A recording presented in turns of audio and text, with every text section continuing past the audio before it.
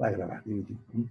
Peço desculpa que parece que tinha havido aqui uma pequena interrupção, não sei se foi qualquer coisa que se mexeu aqui. Muito bem, estamos a ir nós. E eu desejo bem, acho que mexi aqui no rato.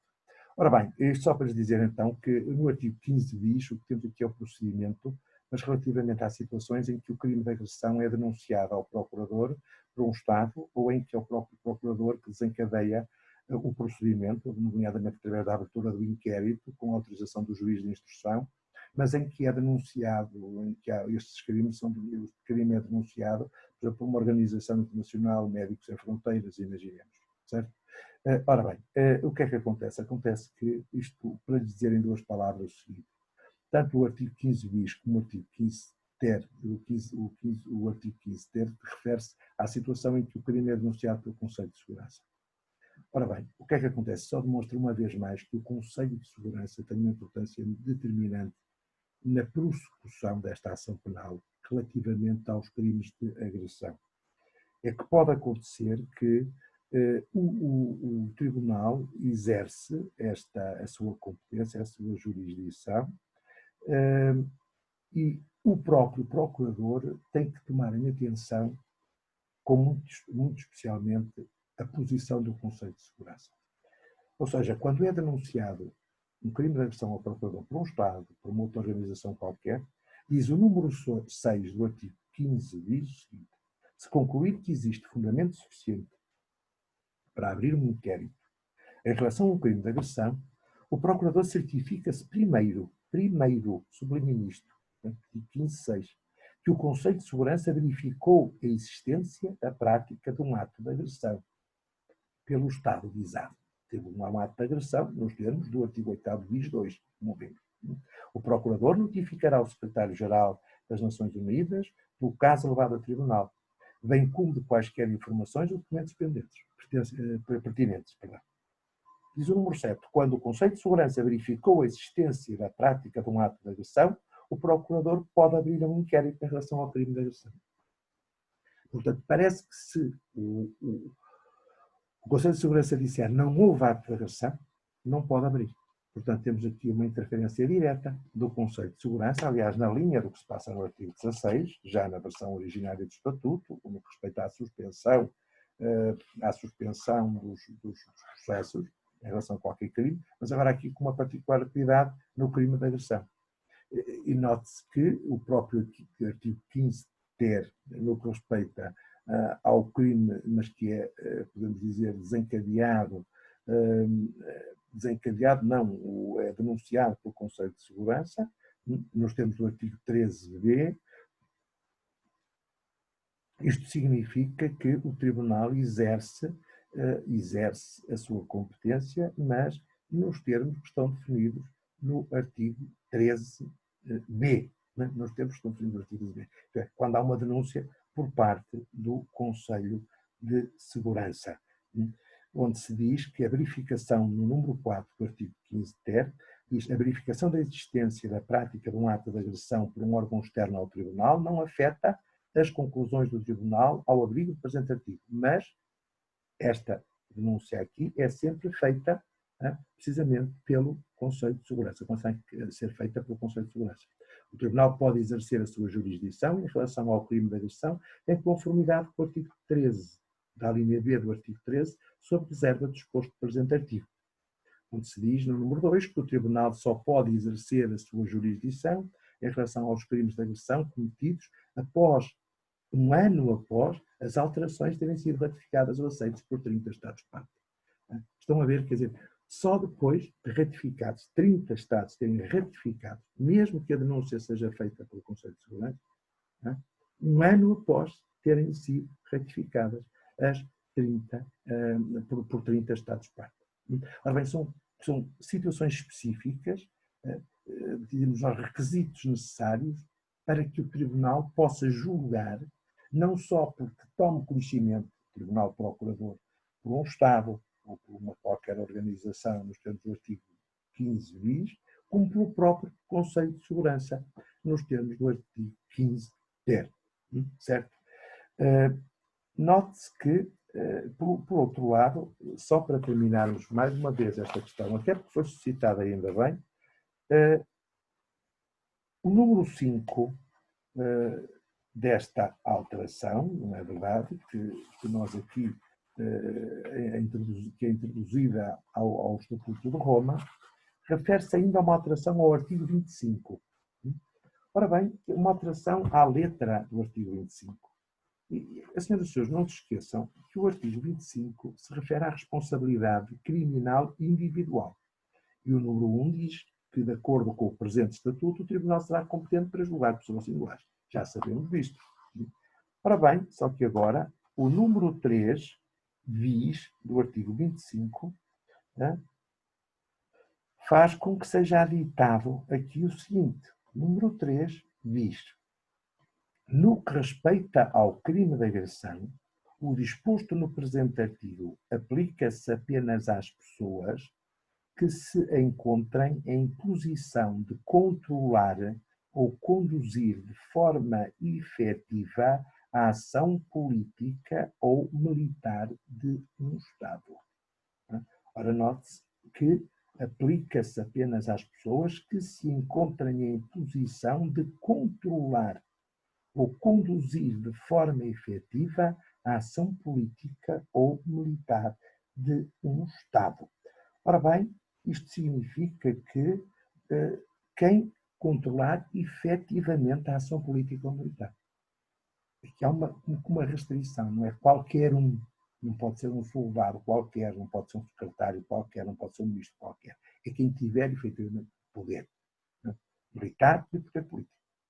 É que vai cometer esse crime de agressão, porque pratica um ato de agressão, nos termos do artigo 8º, diz, não é verdade, número 1 e número 2, aliás, que remete para a resolução 3.314 da Assembleia Geral das Nações Unidas de 1974. Portanto, notem que foi extremamente moroso e rigorosa esta definição do crime de agressão. Porque é o uso da força contra um Estado, mas é um uso da força que pode ser direta ou indireta, e como envolve o uso da força, envolve a estabilidade, a paz e a segurança internacionais, daí que envolva a questão dos objetivos das Nações Unidas, e como tal esteja intersetada com as competências do próprio Conselho de Segurança. E como veem, isto foi extremamente importante e o Conselho de Segurança continua a ter um papel preponderante no que respeita ao próprio processo, à intervenção no processo. Não só, agora especificamente, não é só aquela suspensão de 12 meses no artigo do que está prevista no artigo 16. Não. Isso aqui é um caso muito específico. É que se o Conselho de Segurança disser não há ato de agressão, o procurador não pode pronunciar, não pode desencadear ninguém. Porque efetivamente entende-se que não há um ato de agressão. Ora, muito bem, minhas senhoras e meus senhores, eram estas as duas questões que tínhamos para tratar e já vimos que, à conta do crime de agressão, já falamos da questão das penas, no direito internacional penal, da presunção da inocência no Estatuto do Tribunal Penal Internacional, que termina precisamente com o julgamento em recurso, não é verdade? Falamos dos 3 patamares em nível jurisdicional, o juiz de instrução, o juiz de julgamento e o juiz de recurso, funcionando como uma segunda instância, um duplo grau de jurisdição, depois vamos estudar isto tudo no direito penal e no direito processual penal, mas a verdade é que estão a ver que o Tribunal Penal Internacional está muito bem organizado, aqui por via do Estatuto, assim como o julgamento dos crimes, não é verdade? São os 4 tipos de crimes, 4 principais tipos de crimes. Genocídio, crimes contra a humanidade, crimes de guerra, crimes de agressão. Agora, dedicamos muito tempo ao crime de agressão e acho que fizemos bem porque acabamos por controlar praticamente aquilo que faltava em termos do estatuto do Tribunal Penal Internacional e do próprio processo. Sabemos que esse processo vai depender, normalmente informam, podemos dizer, que caracterizam o processo do Tribunal Penal Internacional os princípios que estão subjacentes a qualquer tribunal, a qualquer processo no tribunal no Estado de Direito, no Estado de Direito democrático, como é o caso do Tribunal Português. E por isso é que a nossa Constituição, precisamente, como sabem, envolve um conjunto, define em Portugal um conjunto de garantias ao nível do artigo, podemos dizer, do direito criminal, o artigo 29 e 30, a aplicação da lei criminal, onde estão o princípio do nulo cumprimento sine lege, o nulo pena sine lege, o princípio da não retroatividade da lei penal, artigo 29, artigo 30 e as garantias do processo criminal. Estão aqui. Ora bem, normalmente dizemos que estes princípios que aqui, por exemplo, se encontram numa Constituição como a portuguesa, informam também este processo no Tribunal Penal Internacional. O princípio da acusação, isto é, tem que, depois do inquérito, tem que ser formulada a acusação contra um penado indivíduo, tem que ter uma acusação que tem que ser suficiente, ou então tem que ser pronunciado, se houver instrução, ou havendo instrução. Já tem de haver uma recolha de factos, tem que haver direitos de defesa dos arguidos, isto é, os arguidos têm um conjunto de direitos de defesa que devem ser garantidos, e por isso é que há aqui um papel muito importante do juiz de instrução em assegurar os direitos de defesa, o tratamento contra determinado tipo de maus tratos, de ofensas à integridade física, o direito de resposta, o direito essas garantias típicas de defesa, a chamada igualdade das partes, que também se verifica aqui neste processo, não é? Entre a acusação e a defesa, por parte do arguido, o princípio inquisitório, isto é, o juiz também vai, o tribunal tem o poder e tem o poder-dever de tentar encontrar, de recolher o máximo de provas possíveis, quer dizer, o máximo de fazer a análise de todos os elementos que sejam necessários à descoberta da verdade naquele caso. Portanto, o princípio da presunção de inocência, como já acabei de referir. Ora bem, tudo isto são princípios típicos de um processo penal, podemos dizer, de um processo penal característico de um Estado de direito democrático. E são estes princípios que valem também no Estatuto do Tribunal Penal Internacional, que eu diria até que essa possibilidade da revisão das penas, quer dizer, acho que o reexame, como vimos há pouco, também traduz uma certa, diria mesmo, quase emanação da dignidade humana, não é verdade? Essa possibilidade, e mais, dos fins das penas, não é? Não só a questão da expiação da culpa, ou o caráter retributivo, como os senhores depois vão estudar, quer dizer, cada um deve ser condenado para expiar uma culpa em função da prática da censura, que deve ser sacada ao ato que praticou, a censura jurídica, da sua gravidade, mas também a questão da reinserção social da pessoa, da ressocialização, e por isso é que a pena é revista ao fim, não é? Se for 30 anos, ao fim de cumpridos 2/3, pode vir a ser revista a pena, pode vir a ser reduzida, se for prisão perpétua, ao fim de 25 anos, pode vir a ser reduzida. Portanto, todo este espírito típico de um direito penal e processual penal como última ratio da política social, como diria o Dr. Figueiredo Dias, está aqui presente no Estatuto do Tribunal Penal Internacional, típico, volto a frisar, da estadualidade de direito democrática. Ora, muito bem, minhas senhoras e meus senhores, portanto, tínhamos analisado na última aula, que veio a título suplementar, aquele caso que os senhores muito bem ficaram a conhecer, que foi o caso do senhor, ora bem, como é que ele se chamava, lá ver se eu encontro aqui, que era o senhor da Avório de Cóvic. Ora bem, isto já chegando aqui à conclusão, já vimos que se prendia essencialmente com a questão da admissibilidade da causa, neste caso do processo, pelo Tribunal Penal Internacional. E já sabemos que era um Tribunal Penal Internacional, um tribunal complementar, subsidiário. Em princípio, devem ser os tribunais nacionais a julgar estes tipos de crimes de acordo com a legislação interna. Todavia, quando já sabemos, até por uma análise detalhada, fizemos do artigo 17, do artigo 18 e do artigo 19, pois a verdade é que pode suceder que o Estado não tenha interesse ou não queira julgar e demonstre essa atitude. E então, em última instância, para que esse indivíduo não fique impune, será sempre necessária a intervenção do Tribunal Penal Internacional. Ele tem sempre a última palavra. Mas note, só pode julgar quando os crimes foram praticados depois da entrada em vigor do Estatuto, quando os crimes foram praticados, depois da adesão, relativamente a um Estado, um cidadão seu, depois da sua adesão ao Estatuto do Tribunal Penal Internacional. Já falamos nisso, quando falamos, precisamente, da aplicação ratio matéria e ratio personae. Ora bem, portanto, isto é sempre ter bem presente isto. É o Tribunal Penal Internacional, complementar, subsidiário. Em princípio serão os Estados, os tribunais dos Estados que devem julgar e aplicar o seu direito nacional, que tipificam estes crimes da sua natureza transnacional, mas todavia, se os Estados não querem ou não podem, até porque a justiça pode estar destruída, o aparelho de justiça, então aí caberá sempre ao Tribunal Penal Internacional julgar esse tipo de crimes. Nada impede que o Estado não possa solicitar ao Tribunal Penal Internacional que lhe devolva o processo, mas o Tribunal Penal Internacional, como vimos, tem sempre a última palavra.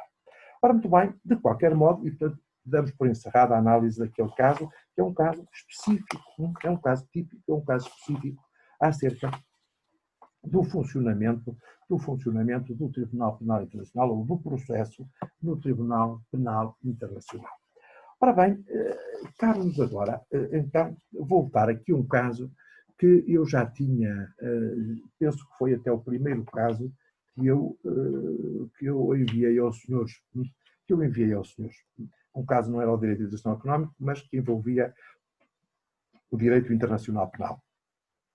E eu até, com alguma calma, vou agora, se calhar, já que o Dr. Jonatas Machado já avançou na matéria, eu não vou deixar para trás aqui algumas questões que se prendem com matérias sobre as quais nós iremos referir-nos, aprofundar ainda mais à frente, a seu tempo.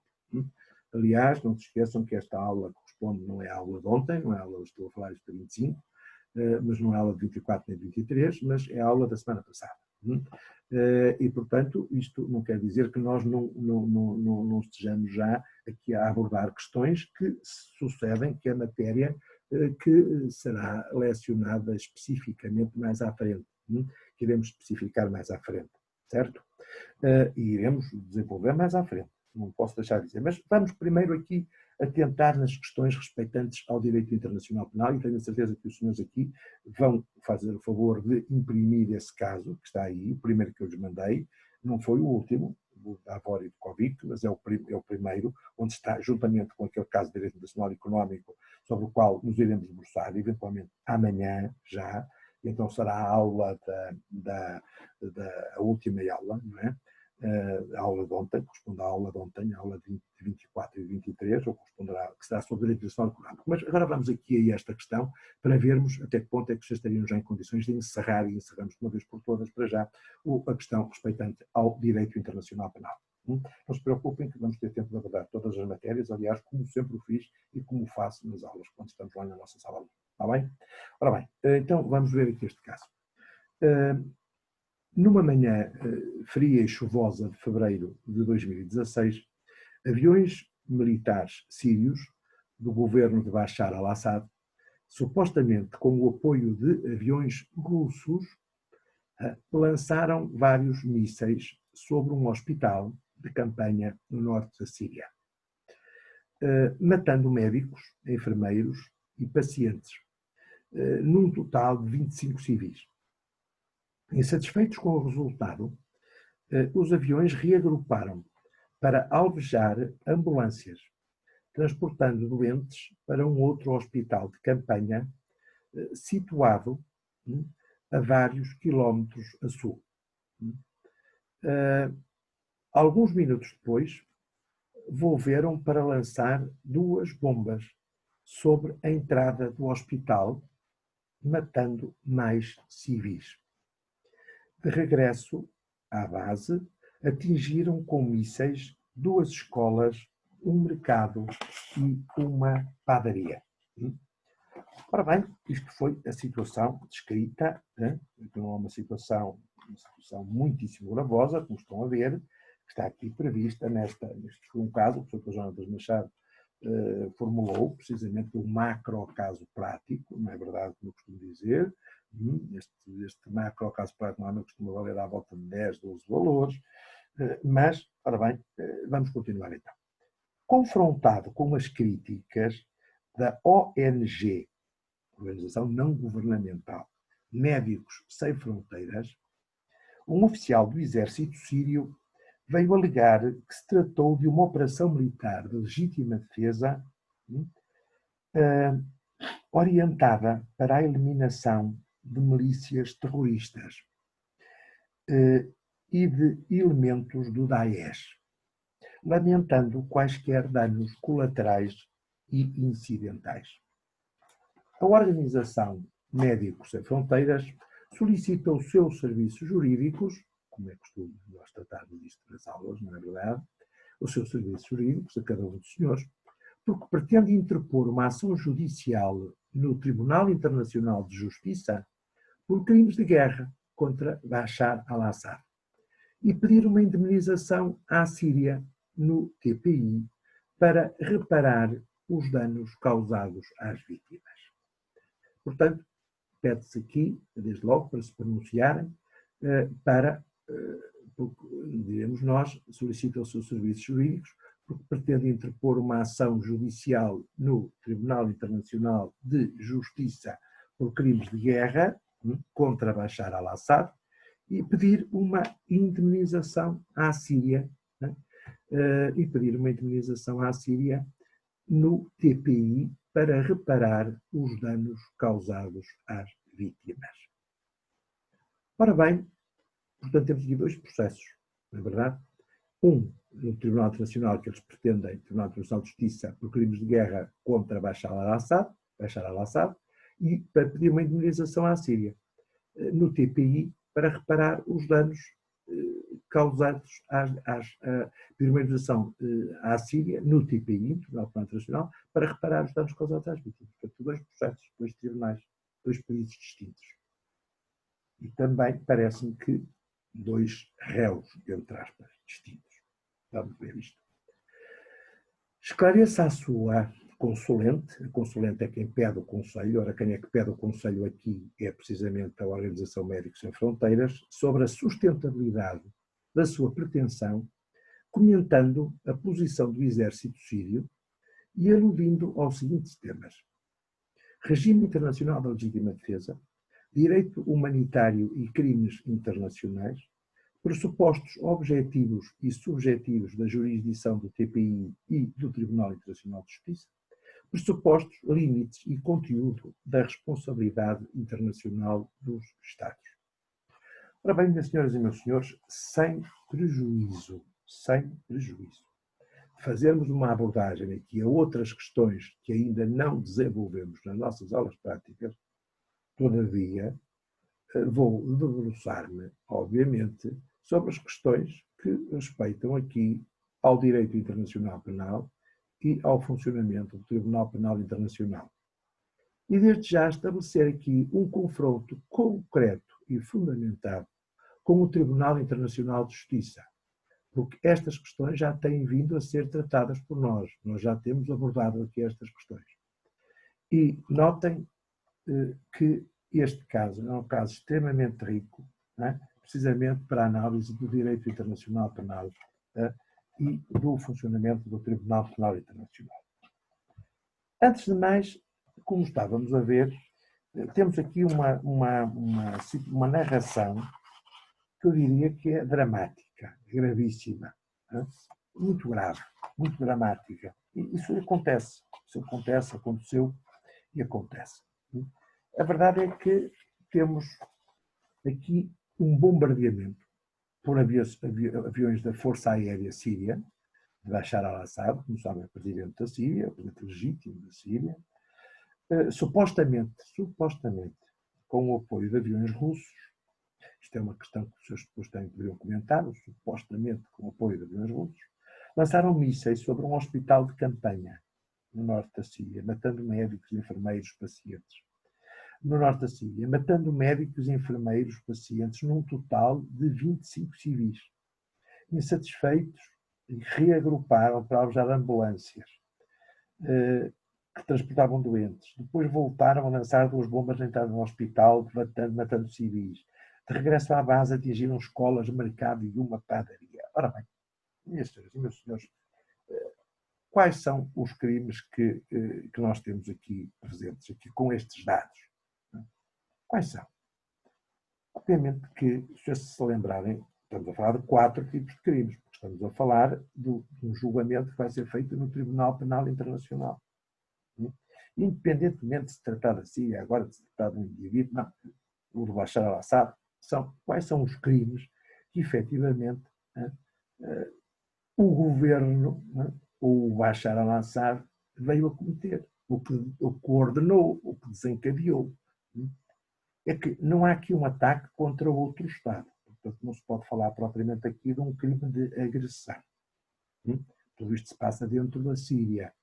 Bashar al-Assad fundamenta, ou pelo menos o oficial do exército, fundamentou isto dizendo que, bem, tratou-se de uma situação de legítima defesa, apesar de haver, porque o que eles queriam era eliminar milícias terroristas e elementos do Daesh e, como tal, praticaram estes atos bárbaros. Ora bem, minhas senhoras e meus senhores, nós, antes de mais, se analisarmos os 4 tipos de crimes, temos o crime de genocídio, crimes de guerra, crimes contra a humanidade, crimes de guerra e crime de agressão. O crime de agressão, já vos disse, não está aqui em causa. Porquê? Porque não há uma agressão, nem sequer uma agressão indireta. Portanto, mesmo a participação da Rússia não se trata, porque ela não está a participar na agressão a um Estado. Portanto, estaria a auxiliar o próprio Estado sírio. É o poder do Estado sírio que está aqui a atuar, dentro do seu próprio território. Por outro lado, parece-me que não há aqui nada que indicie que se tratava de um crime de genocídio. Porquê? Porque o genocídio, como os senhores sabem, é um conjunto de crimes em massa, uma série de crimes em massa, de várias ordens, começar pelo homicídio, mas são crimes que têm um intuito, um dolo específico, uma intenção específica.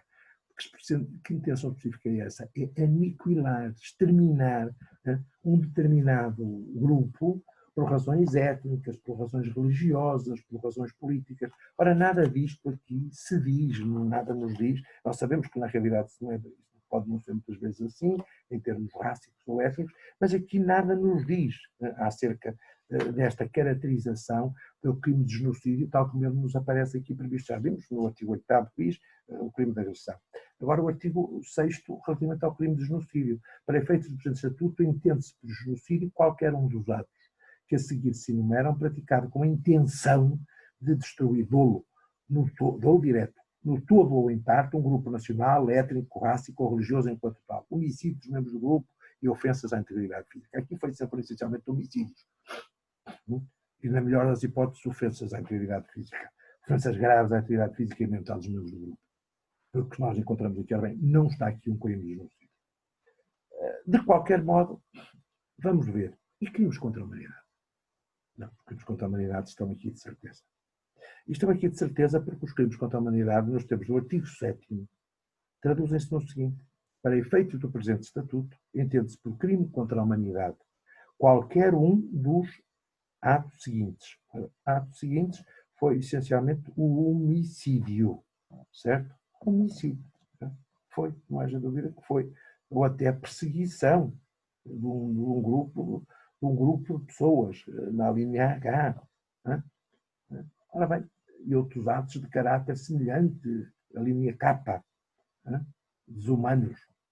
Ora bem, para efeitos do presente estatuto, entende-se por crime contra a humanidade qualquer um dos atos seguintes, a linha A, homicídio, quando cometido, ou até extermínio, mas não é por motivos religiosos, não é?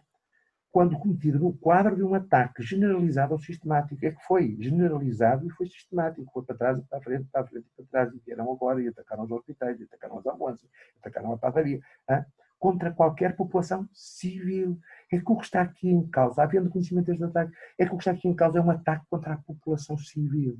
Um ataque generalizado e sistemático, cometido por forças aéreas, militares, do Estado sírio, contra aquela população, com a justificação perfeitamente estapafúrdia, desproporcionada, de dizer que estava a combater o Daesh.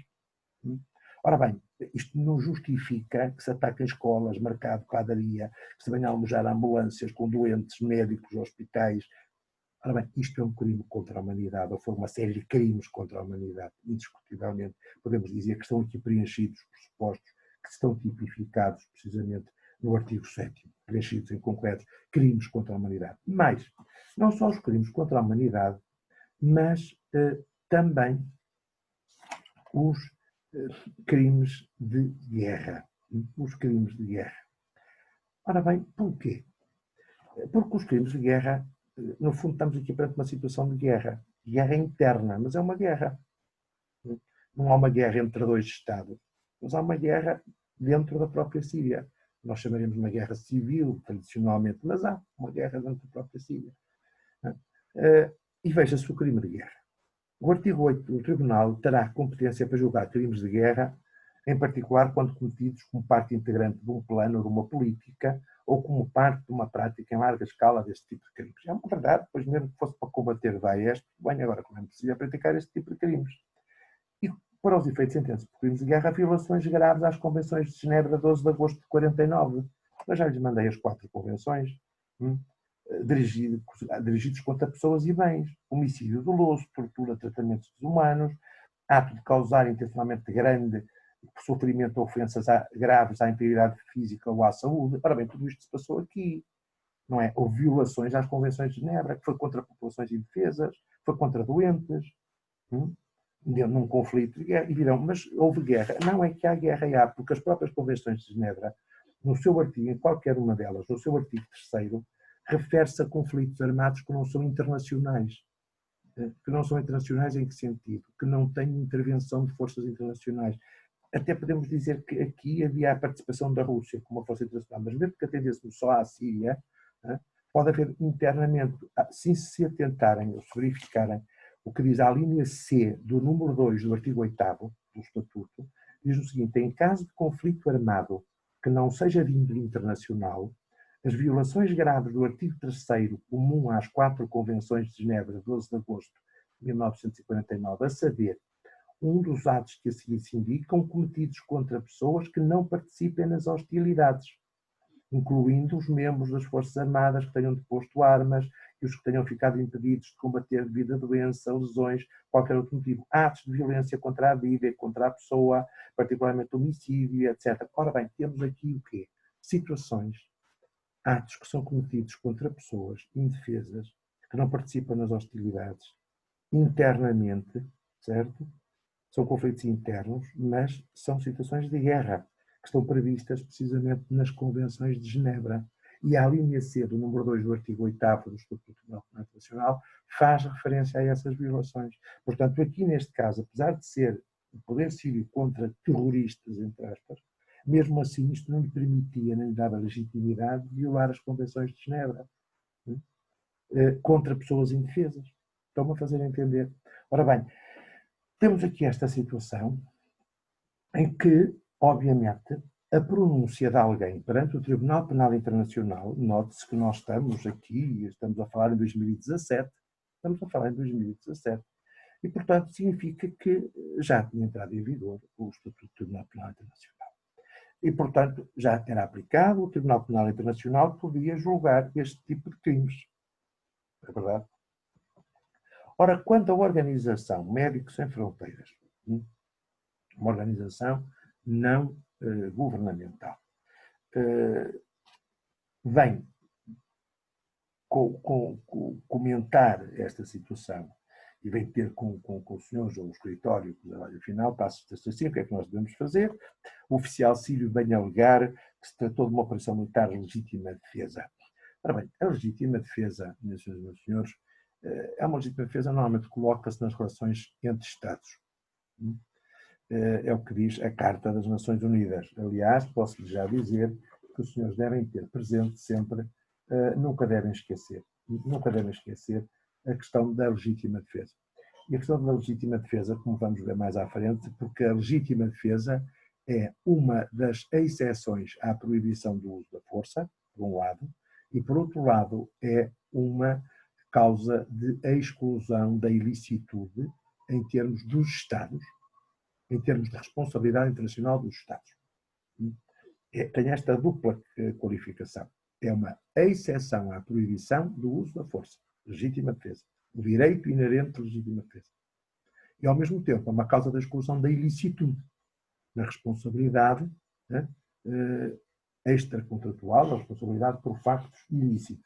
Aliás, é precisamente isso, e os senhores depois eu também lhes vou enviar para a plataforma, mas não podemos esquecer, agora deixem-me ver, que é muito importante terem os chamados draft articles.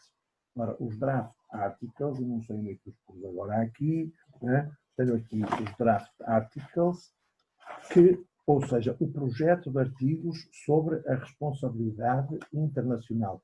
Mas é a responsabilidade internacional dos Estados. Né? Responsabilidade internacional dos Estados. Quando os Estados não é uma questão de responsabilidade penal, já lhes disse isso. É uma responsabilidade, pode ser uma responsabilidade civil dos Estados, quando os Estados praticam atos ilícitos, contrários ao direito internacional, e depois esses Estados venham a ser responsabilizados e quem vai julgar, obviamente, ou quem tem legitimidade, competência, jurisdição para julgar os Estados, não estou a falar das pessoas, dos indivíduos, estou a falar dos Estados, para a prática desses ilícitos civis, desses factos ilícitos, é precisamente o Tribunal Internacional de Justiça, não é o Tribunal Penal Internacional.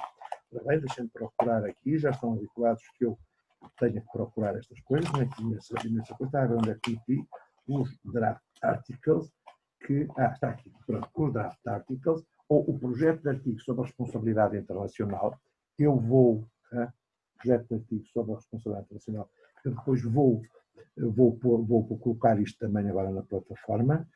Isto é muito importante, as pessoas podem consultar perfeitamente isto para a responsabilidade internacional e então vão encontrar nas causas de exclusão da responsabilidade de um Estado o artigo 21.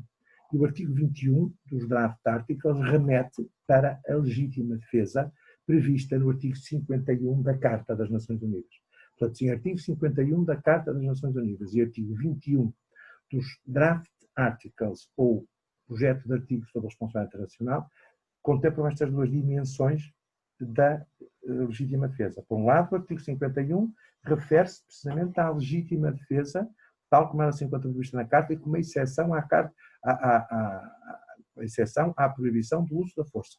Que é um princípio geral, já sabemos, de direito internacional imperativo, norma de ius cogens. Artigo, já sabemos, artigo 2º, número 3 da Carta das Nações Unidas. É o princípio da proibição do recurso à força. Primeiro ponto. Segundo, legítima defesa, aqui prevista no artigo 21 dos draft articles, que é uma medida que exclui a ilicitude. Aquilo que à partida seria ilícito, que era atuar pela força, quando um Estado se defende do ataque de outro Estado, obviamente que este ato que ele está a praticar não é um ato ilícito, ele está apenas a defender-se, porque existe um direito natural e inerente da legítima defesa, como nós, indivíduos, à face do direito penal, temos o direito de legítima defesa. Própria ou de terceiro. Posso recorrer a legítima defesa de terceiro. Outra pessoa que venha comigo e é agredida, por exemplo, eu posso imediatamente reagir contra o agressor, porque estou a atuar em legítima defesa de um terceiro. Ou em mim, terceiro. Ora, diz aqui o artigo 21 do projeto de artigos, ou dos draft articles, que a ilicitude do facto de um Estado é excluída se esse facto constitui uma medida lícita de legítima defesa, tomada em conformidade com a Carta das Nações Unidas. Ou seja, este artigo 21 dos draft articles remete para o artigo 51 da Carta. Temos aqui uma causa da exclusão da ilicitude que remete para a legítima defesa, o regime da legítima defesa, enquanto exceção à proibição do uso da força, que está aqui previsto no artigo 51 da Carta das Nações Unidas. Notem que este artigo 51 é um artigo que hoje nós podemos dizer, de certa maneira, poderá ser entendido como um pouco desatualizado em face das circunstâncias atuais e da própria teoria da legítima defesa. Porque hoje a doutrina tende, e isto já foi falado por Dr. Jonatas Machado, tende a distinguir ao lado da legítima defesa tradicional, que é esta que está aqui, clássica, que é esta que está aqui no artigo 51, e é esta a que se quer referir, no fundo, o oficial do Exército Sírio, chamada legítima defesa repressiva ou clássica. Isto é, alguém atacou, nós atacamos imediatamente. Nós atacamos, não, nós defendemos-nos, nós usamos a força, não atacamos, usamos a força.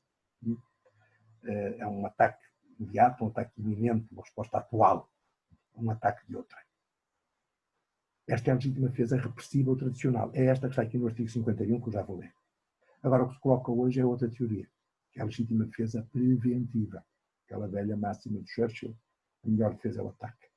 foi levado um certo exagero pelos americanos, foi, obviamente, nomeadamente quando da presidência de George Bush e a quando do ataque ao Iraque da Segunda Guerra do Golfo. Era uma questão de legítima defesa preventiva. Antes que aconteça, nós vamos atacar. Antes que nos ataquem com armas de destruição maciça, nós vamos atacar. E vamos encontrá-los e vamos atacar. Ora bem, isto é uma legítima defesa preventiva que não tem acolhimento aqui no artigo 51. E por isso é uma teoria que, obviamente, tem que ser pensada, mas a ser admissível tem que ter, como vamos ver, limitações muito grandes, sob pena de transformar a regra em exceção, que é a proibição do recurso à força. Porque, eventualmente, se alguém sonha que vai ser atacado, ataca. Portanto, essa é a legítima defesa preventiva a que voltaremos. A legítima defesa repressiva, esta está aqui, no artigo 51, e é aquela que se refere, efetivamente, ao artigo 21 dos Draft Articles. Nada na presente carta prejudicará o direito inerente de legítima defesa individual ou coletiva. Ora bem, individual ou coletiva. De um só ou coletiva, de vários. Portanto, no fundo é a legítima defesa própria, individual, ou de terceiros. Quando os outros Estados venham em defesa de um, ou de dois que foram atacados, individual ou coletiva. No caso de ocorrer, não é quando se está a pensar que pode vir a ocorrer, não, de ocorrer mesmo.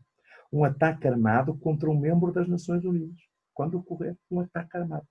Se há um ataque atual e responde-se, mas há um pressuposto, pressupõe a existência do ataque. Até que o Conselho de Segurança tenha tomado as medidas necessárias. Ou seja, e isto é temporário. É um uso da força, mas temporário. Até que o Conselho de Segurança tome as medidas necessárias, medidas proporcionadas. E a própria legítima defesa tem que ser proporcionada, porque se a proporcionalidade se impõe ao Conselho de Segurança, também se impõe a quem se defende. Para a manutenção da paz e da segurança internacionais. As medidas tomadas pelos membros no exercício das Nações Unidas, no exercício de legítima defesa, deverão ser comunicadas imediatamente ao Conselho de Segurança e não deverão, de modo algum, atingir a autoridade e a responsabilidade que a presente Carta atribui ao Conselho para levar a efeito, em qualquer momento, a ação que julgar necessária à manutenção ou ao estabelecimento da paz e da segurança internacionais. Portanto, quem é que é, efetivamente, o responsável pela paz e pela segurança? É sempre o Conselho de Segurança. E ele é que tem o monopólio da coação legítima. Ele é que tem o monopólio da força legítima. Só o Conselho de Segurança é que pode, aliás, já vimos isso no primeiro semestre, acerca da questão do direito de veto no Conselho de Segurança da Organização das Nações Unidas, ou do poder de veto. O Conselho de Segurança é que pode determinar, por exemplo, uma intervenção militar num determinado Estado. Mas para isso obedece aos procedimentos próprios, como sabemos, nomeadamente ao respeito do direito de veto, do poder de veto dos membros permanentes. Ora bem, note-se que temos aqui o Conselho de Segurança detém coação legítima, tem o monopólio da coação legítima, pode exercer a força. Esta é a primeira exceção à proibição do uso da força. Depois temos a legítima defesa. Qualquer um pode, qualquer membro, individual ou coletivamente, isto é, legítima defesa própria ou terceiro, perante um ataque que seja desencadeado por um outro Estado ou por um outro membro das Nações Unidas. Pode usar a força contra ele, mas provisoriamente, e em termos de proporcionalidade. E tem que comunicar ao Conselho de Segurança, porque depois quem vai intervir naquela situação, se ela não se resolver aí, é o próprio, com a própria legítima defesa, com o exercício da legítima defesa, é o próprio Conselho de Segurança que vai atuar. Certo? Portanto, veja-se, quando temos aqui neste caso o comentário do oficial sírio, que vem dizer, isto foi uma situação de legítima defesa, nós não atendemos aos danos colaterais, ou secundários. Mas não é colateral nem secundário, porque isto foi tudo menos colateral ou secundário, quer dizer, houve uma intenção perfeita de se praticar este tipo de atos, por isso é que são crimes de guerra e crimes contra a humanidade. Depois também não é o oficial sírio, quer dizer, o oficial sírio pode ter sido um peão de brega ali. Alguém praticou este ato, alguém deu ordem, alguém geriu, alguém atuou, alguém tinha o domínio sobre as forças para poder dar ordens para que se bombardeassem as ambulâncias, os hospitais, para que se bombardeassem as padarias, os mercados e as escolas. Ora bem, não é um mero oficial sírio que normalmente responde a ordens, se bem que responder a ordens hoje em dia, também lhes faço uma referência, gostava que tivessem presente que no próprio Estatuto do Tribunal Penal Internacional, hoje em dia, a questão da decisão hierárquica e disposições legais está aqui bem previsto. No artigo 33, quem tiver cometido um crime da competência do tribunal em cumprimento de uma decisão emanada de um governo ou de um superior hierárquico, vejam o artigo 33, quer seja militar, quer civil, não está isento de responsabilidades. Não podem vir agora com aquilo que foi utilizado sempre no Tribunal de Nuremberg, estava a cumprir ordens do... Não. A menos que estivesse obrigado por lei a obedecer a decisões emanadas do governo, o superior hierárquico em questão, não tivesse conhecimento de que a decisão era ilegal e a decisão não fosse manifestamente ilegal. Portanto, ora bem, isto só nesses casos. Para efeitos do presente artigo, qualquer decisão de cometer genocídio ou crimes contra a humanidade será considerada como uma manifestação, como manifestação ou como manifestamente ilegal. No caso do genocídio e dos crimes contra a humanidade, que ninguém venha dizer que aquilo não era manifestamente ilegal. Portanto, a menos que estivesse obrigado por lei a obedecer a decisões do governo superior em questão, não tivesse conhecimento e não tivesse que a decisão era ilegal e a decisão não fosse manifestamente ilegal. São cumulativos estes três requisitos. É preciso ter bem presente, se estivesse obrigado, mas que não tivesse conhecimento e se a decisão não fosse manifestamente ilegal. Porque até podia estar obrigado, mas se tivesse conhecimento que a decisão era legal ou se ela fosse manifestamente ilegal, não, a responsabilidade, ele não está e não se exime de qualquer responsabilidade. Não se exime de qualquer responsabilidade. Portanto, é importante ter presente aqui o artigo 33.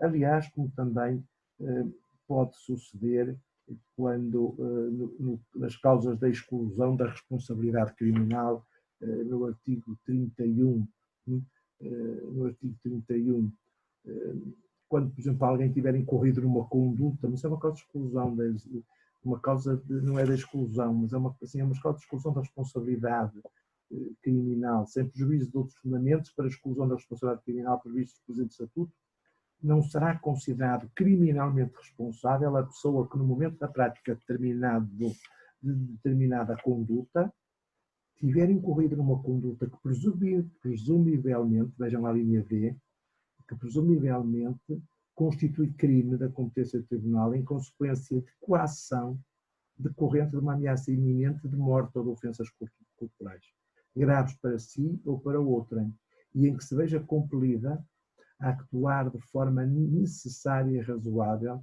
para evitar essa ameaça, desde que não tenha intenção de causar um dano maior que aquele que se propunha evitar. Ora bem, isto significa que alguém que esteja sob coação, por exemplo, matar determinado número de pessoas, ainda maior, que seja compelido a isso. Portanto, há aqui uma causa, pode funcionar como uma causa da exclusão. Certo? De qualquer modo, em termos das decisões hierárquicas, é necessário que haja um dever legal, mas que não seja ilegal e que não seja manifestamente ilegal. Que não tivesse conhecimento da ilegalidade e que não fosse manifestamente ilegal. Nos genocídios, crimes contra a humanidade, como é o caso que temos aqui de crimes contra a humanidade, que não viesse oficial civil, não só dizer que não era manifestamente ilegal andar a bombardear escolas e a bombardear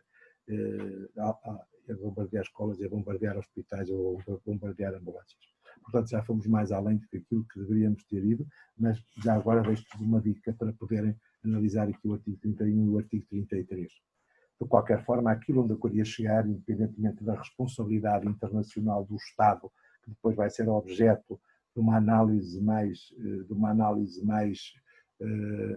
elaborada, ora bem, não posso deixar de lhes dizer o seguinte, é que no que respeita aos pedidos, à análise que lhes é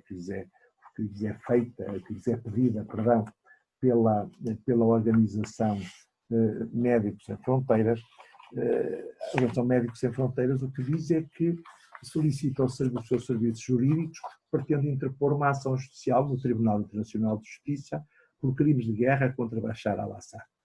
Ora bem, nós já sabemos, eu já lhes tenho dito mais do que uma vez, que as ações judiciais no Tribunal Internacional de Justiça só podem ser movidas contra Estados e por Estados. O Tribunal Internacional de Justiça, nos termos do Estatuto, e no Tribunal Internacional de Justiça e da Carta das Nações Unidas, só julga Estados. Só julga Estados. Ora bem, não nos podemos esquecer disto nunca, certo? Só julga Estados. Deixamos já agora vir aqui mais à frente. Né? Todos os membros do artigo 93 da Carta das Nações Unidas são ipso facto partes no Estatuto do Tribunal Internacional de Justiça. Todos os membros, portanto, estão a referir-se efetivamente aos Estados. Mas já agora, se formos ao Estatuto do Tribunal Internacional de Justiça, no Estatuto do Tribunal Internacional de Justiça, disse precisamente o seguinte, né? Precisamente no artigo 34, número 1 do Estatuto do Tribunal Internacional de Justiça. Só os Estados poderão ser partes em causas perante o Tribunal. Portanto, e o artigo 35, número 1 do Tribunal está aberto aos Estados partes no Estatuto. Ora bem, só os Estados. Portanto, só o Estado é que pode ser parte. Portanto, primeiro, nem a Organização Médicos Sem Fronteiras, que é uma organização não governamental, podia mover um processo no Tribunal Internacional de Justiça, porque não tem legitimidade processual ativa, era o que os senhores deviam dizer, nem o Bashar al-Assad podia ser julgado pelo Tribunal Internacional de Justiça, porque é um indivíduo, é uma pessoa, e o Tribunal Internacional de Justiça só julga Estados. Muito menos teria competência para julgar, em termos de objeto, não é verdade? O objeto do processo teria jurisdição sobre crimes de guerra. Quem é que tem jurisdição sobre crimes de guerra? É o Tribunal Penal Internacional, não o Tribunal Internacional de Justiça. E queria também mover uma ação, pedir uma indemnização à Síria no TPI para reparar danos causados às vítimas. Ora bem, como sabem, o Tribunal Penal Internacional, já vimos também, ao contrário do que sucede com o Tribunal Internacional de Justiça, ainda há pouco andamos precisamente aqui neste preceito, propriamente o artigo 25, onde se diz que, no Estatuto do Tribunal Penal Internacional, de acordo com o presente Estatuto, o Tribunal será competente para julgar as pessoas singulares. Ora bem, portanto, ninguém pode, primeiro, não podia ser a Organização Médicos Sem Fronteiras a mover a ação para pedir a indemnização à Síria no TPI. Primeiro, porque não é a Síria que pode ser julgada pelo TPI. Poderá ser julgado, sim, o Bashar al-Assad, que é um indivíduo, independentemente da sua qualidade oficial, irrelevância da qualidade oficial, artigo 27, no TPI. Mas é no TPI. Para reparar danos, obviamente que ele pode vir a ser condenado a pagar uma indemnização às vítimas. Mas é ele, não é o Estado. Certo? Portanto, não é o Estado sírio. O Estado sírio não pode ser julgado no TPI. Quem pode ser julgado no TPI são indivíduos. Portanto, é o Bashar al-Assad, que é condenado, irá cumprir uma pena e, à látera, pode ainda ser condenado a pagar uma indemnização às vítimas. Mas é ele indivíduo. Ora, onde é que o Estado sírio poderia vir a ser julgado? O Estado sírio poderia vir a ser julgado pelo Tribunal Internacional de Justiça. Poderia vir a ser julgado pelo Tribunal Internacional de Justiça.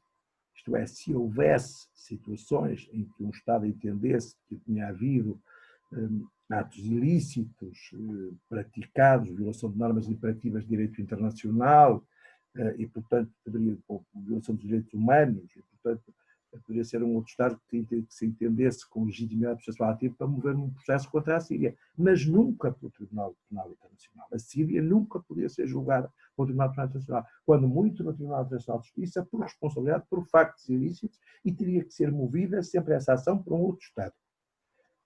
O TPI poderia sim julgar o Bashar al-Assad e sendo imputado à prática destes dois crimes, porque é um indivíduo. E perguntamos, e quem é que é o autor? Ora, o autor já sabemos. No Tribunal Penal Internacional, nos termos do artigo 15, só o procurador é que pode desencadear o processo. Portanto, o que é que podia acontecer? Nos termos do artigo 13, a linha C do Estatuto do Tribunal Penal Internacional, a Organização Médicos Sem Fronteiras poderia dar esta notícia. Quem diz a organização dizia o Conselho de Segurança ou dizia um Estado. Mas neste caso é o órgão Médicos Sem Fronteiras, poderia dar esta notícia ao Tribunal Penal Internacional, ou seja, ao Procurador, e o Procurador, nos termos do artigo 15, número 1, havia de desencadear um inquérito, ou abrir o processo, desde que houvesse autorização do juiz de instrução.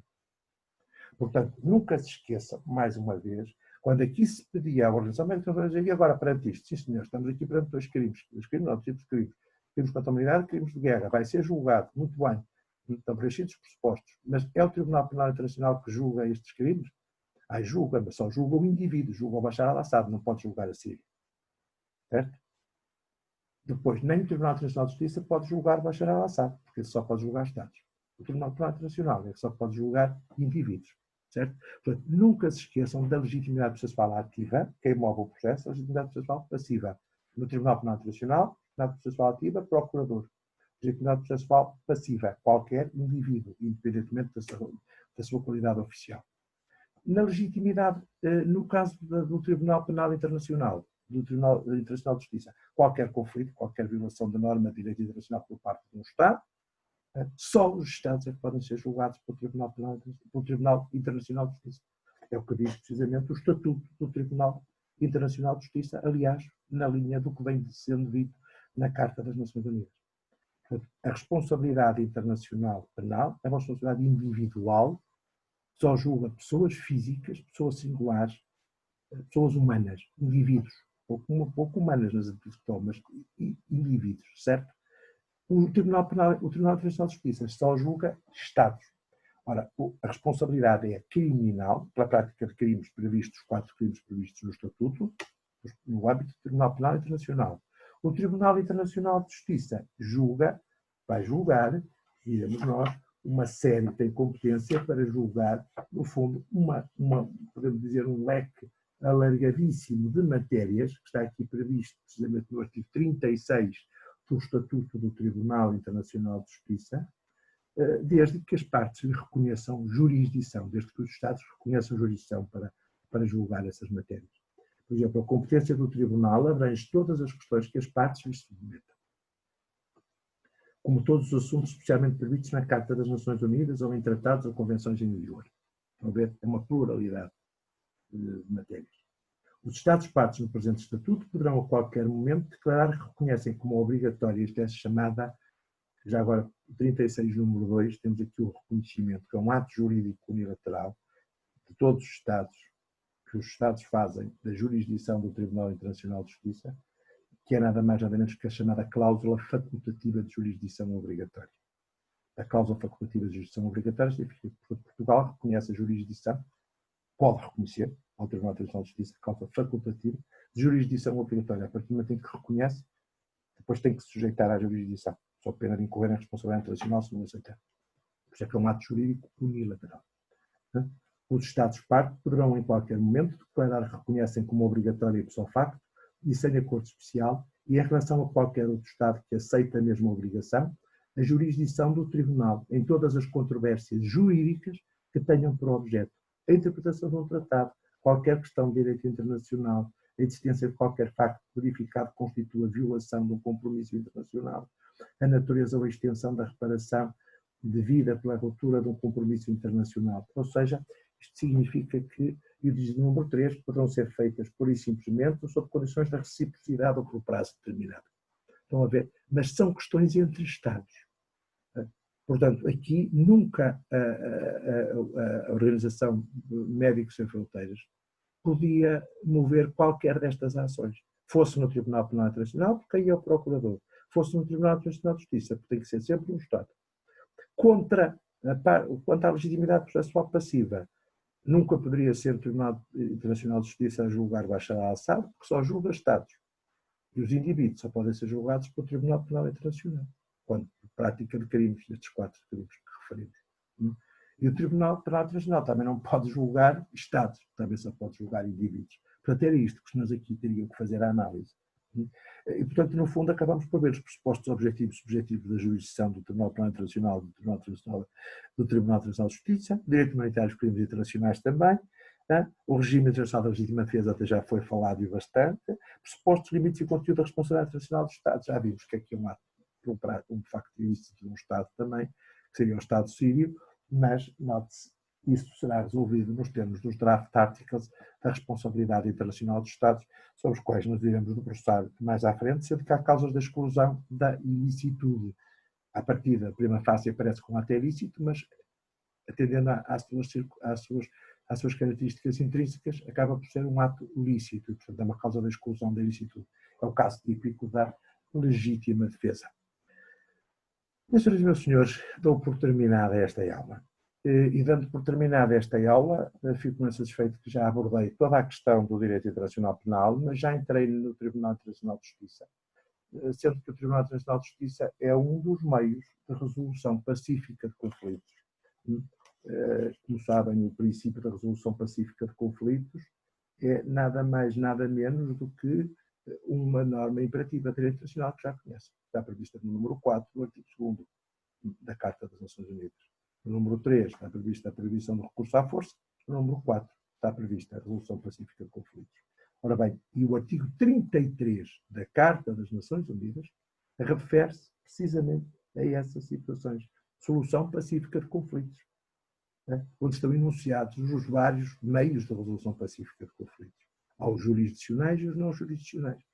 Aqui temos um meio jurisdicional, que é o recurso para o Tribunal Internacional de Justiça. E vou-lhes ler dizendo: as partes numa controvérsia que possa constituir uma ameaça, artigo 33, à paz, à segurança internacionais, procurarão, antes de tudo, chegar a uma solução por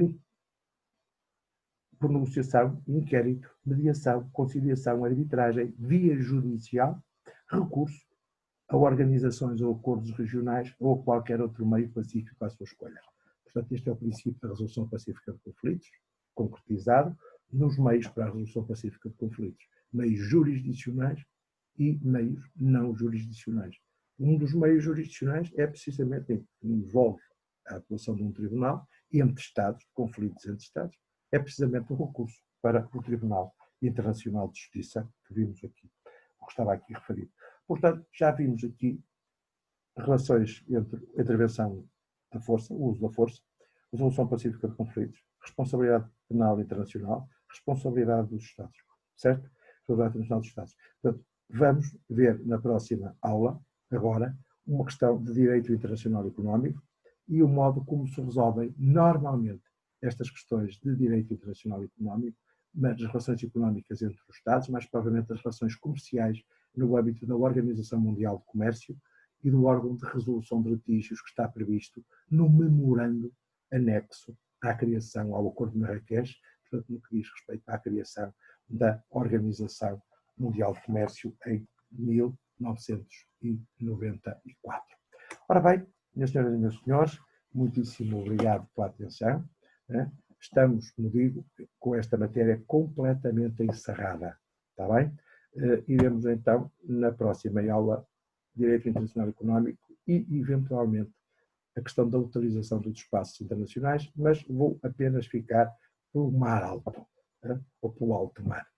Depois iremos ver como é que isto vai correr, mas espero que esteja bem. Qualquer dúvida, colocam-na e eu iniciarei sempre a próxima aula com tirando-lhes estas dúvidas. Está bem? Estou convencido. Vejam bem esta questão, porque esta questão do macro caso prático não quer dizer que tenha esta configuração, mas este macro caso prático, o segundo caso, pode surgir e vai surgir naturalmente com uma forma mais desenvolvida sempre numa prova de exame, qualquer que seja a sua configuração. Vai ter sempre aí uma maior incidência.